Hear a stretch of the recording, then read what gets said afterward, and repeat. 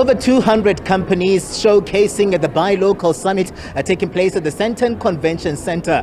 Earlier on, we saw Minister Ebrahim Patel just doing a walkabout in this hub where you find us this afternoon. This is where he was interacting with those producers, business people, budding entrepreneurs just joined here to form part of this 2024 Buy Local Summit. Emphasis being on buying local, promoting locally manufactured good, and ensuring that you're feeding into the economy and creating those well-needed jobs. I'm going to step out of shot for my colleagues here to show you what is happening behind us. These are exhibitors, so basically that are here. Different of those exhibitors are just coming through into this hub here. They'll be here for the coming 2 days to ensure that they are not left behind. So the minister also emphasizing collaboration between the private sector and also government coming through, to ensure at least that these products really tend to find meaning. So some of those exhibitors really just coming through from the lengths and breadths of South Africa to ensure that these products that they're showcasing here, they tend to find meaning. We're talking about creation of jobs,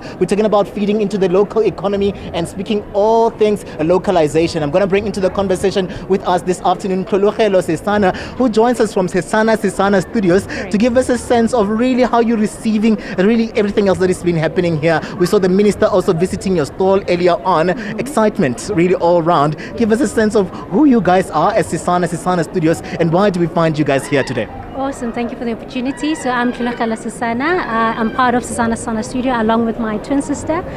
We are basically architects by profession, but we do research, design and manufacturing. So that's why we're here. The reason we're here under the DTIC banner is because we entered that competition, I think 2 to 3 years ago, and now we're still reaping the benefits of entering that competition. Oh, nice. And you are now forming part of the entire, the wider, proudly South African family, and we see you really showcasing some of your products. How important is it really that we find you gathered here with some of those really role players within this space, government, private entities, funders? We hear that there are funders here, buyers. We hear that there are buyers here as well. Some of them really looking to ensure that they invest in some of these products. Yes. No, it's really important because I think more often than not, we design in isolation. And spaces like this bring exposure to small companies like ourselves. So I'm really grateful that everyone can come here and see what we're all about, and maybe it's also opportunities for collaborations because under this banner itself, there are multiple creative people. So it's not just us. We can collaborate with even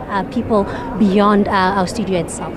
And Tolu, we know very well that you're a young person, and there's a huge problem of youth unemployment in the country right now, and really entrepreneurs are positioning themselves to bring about those solutions that are needed in closing the gap. Is this one of your motivations here in really going into this entrepreneurship space? Yes, it is. And also I want to be like a role model. I have little brothers, I want to show them that you don't have to wait for opportunities to come to you. You can create your own opportunities. So long as you have a brain that works, you are fine in this world. Take those risks, jump and create a better tomorrow that you want. Someone won't give it to you. You have to create it for yourself. And that's what we're doing here, Awesome.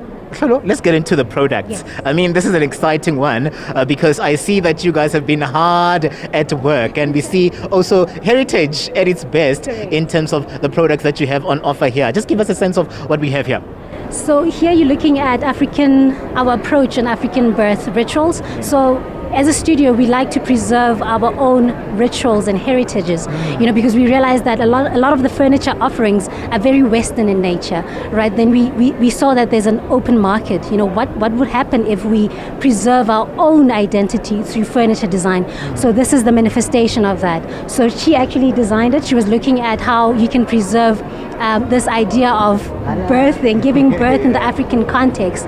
And this is exactly that. It has all the artifacts that one would need in these sorts of contexts. And there's wood. Yes. I see wood, I see rich, natural products. Correct. That you really have used here. Were you intentional about it? Yes, I was very much intentional because these things are natural materials, and as much as we like to see them as things that are not living and breathing, but they are at different scales. They are alive and they respond to the climate and the seasons, right? So we wanted to keep it raw. So a lot of the furniture that you see, I think globally, it's heavily treated, but we were like, no, let's preserve the rawness of it, because we're speaking about our raw culture and our raw identity. So let's use South African SA pine.